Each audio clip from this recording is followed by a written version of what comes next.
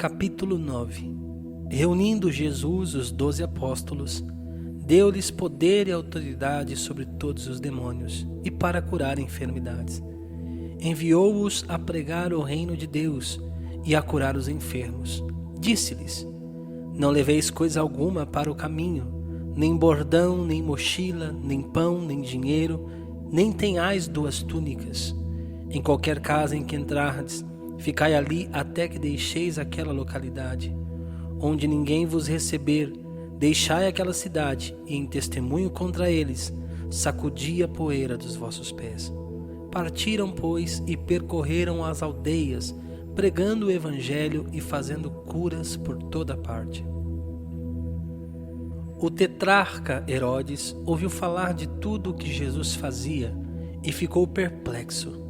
Uns diziam: é João que ressurgiu dos mortos, outros: é Elias que apareceu, e ainda outros: é um dos antigos profetas que ressuscitou.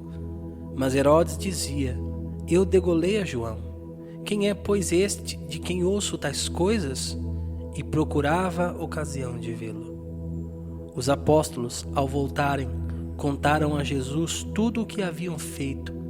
Tomando-os ele consigo à parte, dirigiu-se a um lugar deserto para o lado de Betsaida. Logo que a multidão soube, o foi seguindo. Jesus recebeu-os e falava-lhes do reino de Deus. Restabelecia também a saúde dos doentes.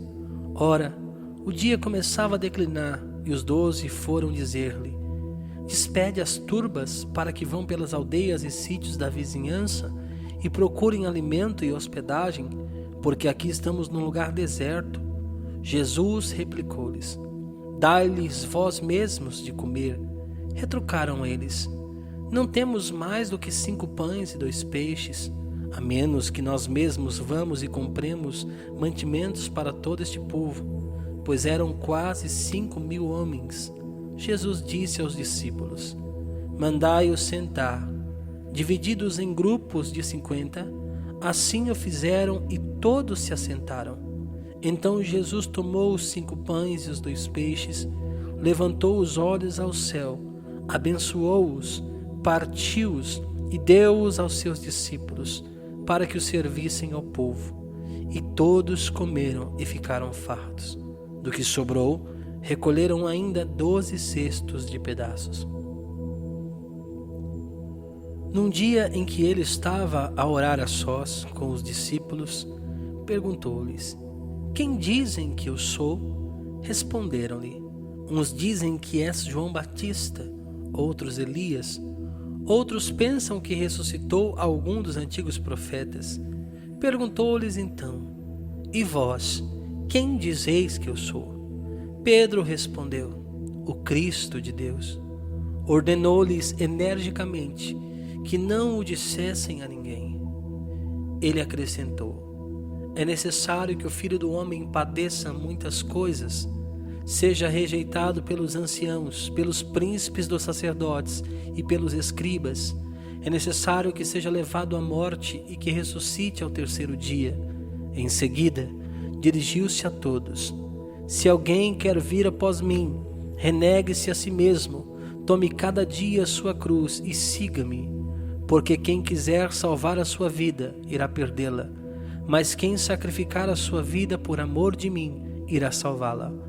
Pois que aproveita ao homem ganhar o mundo inteiro, se vem a perder a si mesmo, e se causa a sua própria ruína? Se alguém se envergonhar de mim e das minhas palavras, também o Filho do Homem se envergonhará dele, quando vier na sua glória, na glória de seu Pai e dos santos anjos.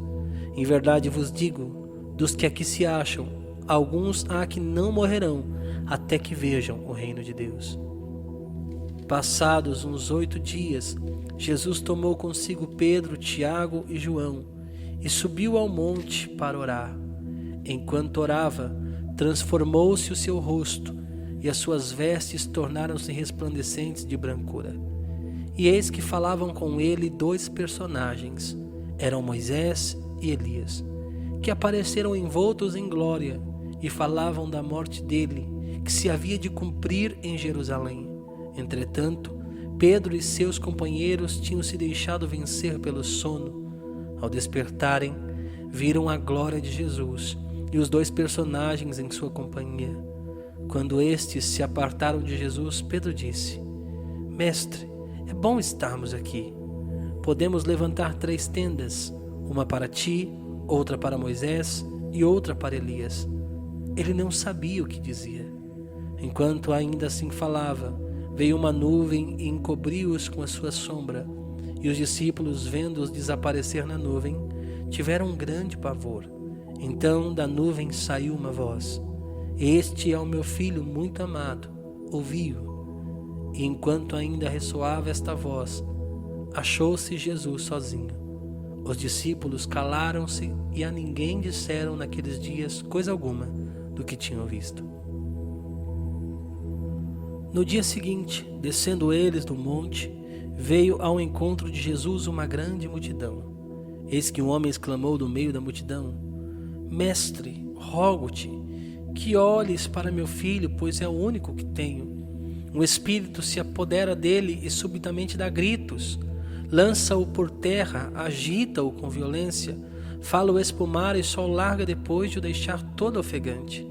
Pedi a teus discípulos que o expelissem, mas não puderam fazer. Respondeu Jesus: Ó geração incrédula e perversa, até quando estarei convosco e vos aturarei? Traze cá teu filho.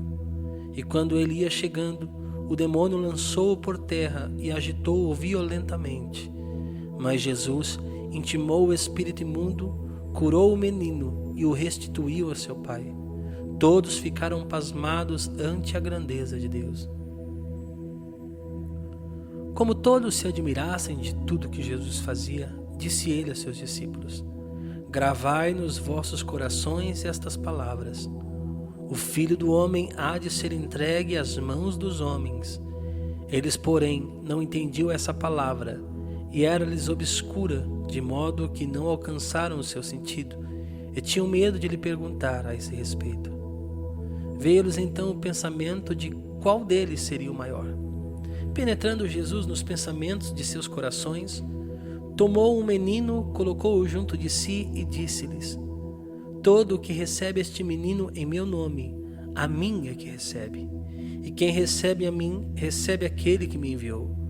Pois quem dentre vós for o menor, esse será grande. João tomou a palavra e disse: Mestre, vimos um homem que expelia demônios em teu nome, e nós lhe proibimos, porque não é dos nossos. Mas Jesus lhe disse: Não lhe proibais, porque o que não é contra vós é a vosso favor. Aproximando-se o tempo em que Jesus devia ser arrebatado deste mundo, ele resolveu dirigir-se a Jerusalém. Enviou diante de si mensageiros que, tendo partido, entraram em uma povoação dos samaritanos para lhe arranjar pousada. Mas não o receberam, por ele dar mostras de que ia para Jerusalém. Vendo isso, Tiago e João disseram: Senhor, queres que mandemos que desça fogo do céu e os consuma? Jesus voltou-se e repreendeu-os severamente. Não sabeis de que espírito sois animados? O Filho do Homem não veio para perder as vidas dos homens, mas para salvá-las. Foram então para outra povoação. Enquanto caminhavam, um homem lhe disse: Senhor, te seguirei para onde quer que vás. Jesus replicou-lhe: As raposas têm covas e as aves do céu ninhos, mas o Filho do Homem não tem onde reclinar a cabeça. A outro disse: Segue-me. Mas ele pediu: Senhor, permite-me ir primeiro enterrar meu pai. Mas Jesus disse-lhe: Deixa que os mortos enterrem seus mortos. Tu, porém, vai e anuncia o reino de Deus. Um outro ainda lhe falou: Senhor, te seguirei, mas permite primeiro que me despeça dos que estão em casa. Mas Jesus disse-lhe: Aquele que põe a mão no arado e olha para trás, não é apto para o reino de Deus. Capítulo 10. Depois disso, designou o Senhor ainda 72 outros discípulos e mandou-os 2 a 2 adiante de si por todas as cidades e lugares para onde ele tinha de ir. Disse-lhes: grande é a messe, mas poucos são os operários. Rogai ao Senhor da messe que mande operários para a sua messe. Ide, eis que vos envio como cordeiros entre lobos. Não leveis bolsa nem mochila, nem calçado, e a ninguém saudeis pelo caminho. Em toda casa em que entrardes, dizei primeiro: paz a esta casa. Se ali houver algum homem pacífico, repousará sobre ele a vossa paz. Mas se não houver, ela tornará para vós. Permanecei na mesma casa, comei e bebei do que eles tiverem, pois o operário é digno de seu salário. Não andeis de casa em casa. Em qualquer cidade em que entrardes e vos receberem, comei o que se vos servir. Curai os enfermos que nela houver, e dizei-lhes: o reino de Deus está próximo. Mas se entrardes em alguma cidade e não vos receberem, saindo pelas suas praças, dizei: até o pó que se nos pegou da vossa cidade, sacudimos contra vós. Sabei, contudo, que o reino de Deus está próximo. Digo-vos, naqueles dias haverá um tratamento menos rigoroso para Sodoma. Ai de ti, Corozaim! Ai de ti, Betsaida! Porque se em Tiro e Sidônia tivessem sido feitos os prodígios que foram realizados em vosso meio, há muito tempo teriam feito penitência, cobrindo-se de saco e cinza. Por isso, haverá no dia do juízo menos rigor para Tiro e Sidônia do que para vós. E tu, Cafarnaum, que te elevas até o céu, serás precipitada até os infernos.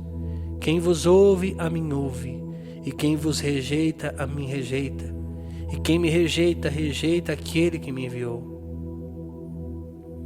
Voltaram alegres os 72, dizendo: Senhor, até os demônios se nos submetem em teu nome?